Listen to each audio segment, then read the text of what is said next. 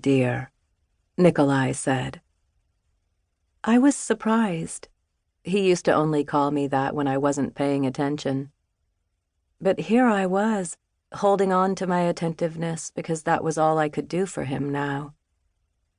"I've never told you how much I loved you calling me that," I said. "What did you call Grandma?" "When I was your age? Mamita," I said.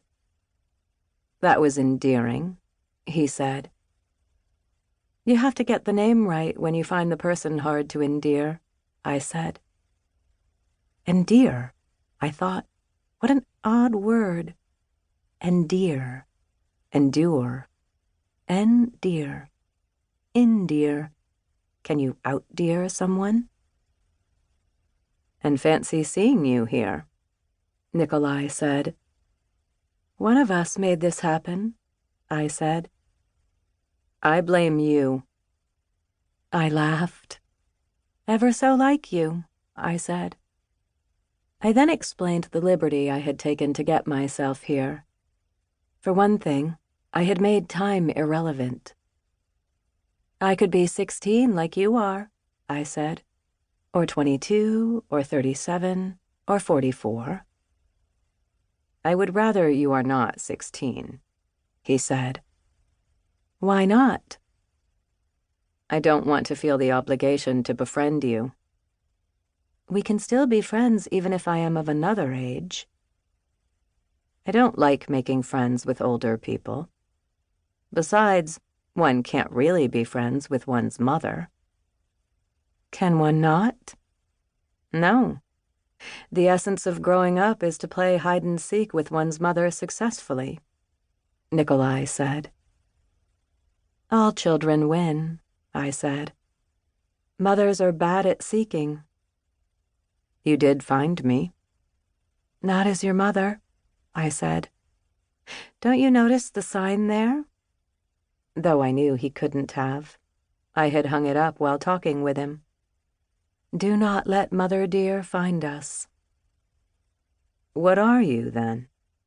"Oh, a runaway bunny like you. How else did we end up here?"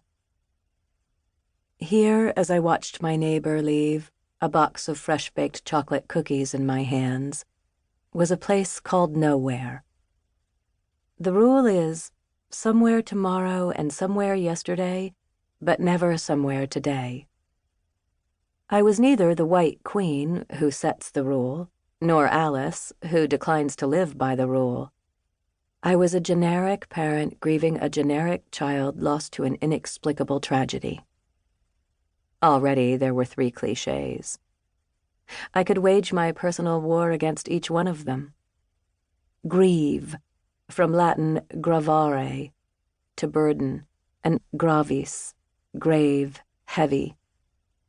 What kind of mother would consider it a burden to live in the vacancy left behind by a child? Explicate, from Latin ex, out, and plicare, fold, to unfold. But calling Nikolai's action inexplicable was like calling a migrant bird ending on a new continent lost. Who can say the vagrant doesn't have a reason to change the course of its flight? Nothing inexplicable for me. Only I didn't want to explain. A mother's job is to enfold, not to unfold. Tragedy. Now that is an inexplicable word. What was a goat song, after all, which is what tragedy seemed to mean originally? Would you call it a tragedy yourself? I asked Nikolai. In the interim between talking with my neighbor and returning to this page, I realized the world might think I was becoming unhinged. I was not. What I was doing was what I had always been doing, writing stories. In this one, the child, Nikolai, which was not his real name, but a name he had given himself, among many other names he had used, and his mother dear meet in a world unspecified in time and space.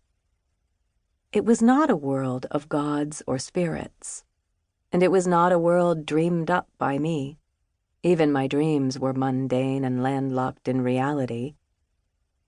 It was a world made up by words and words only. No images, no sounds,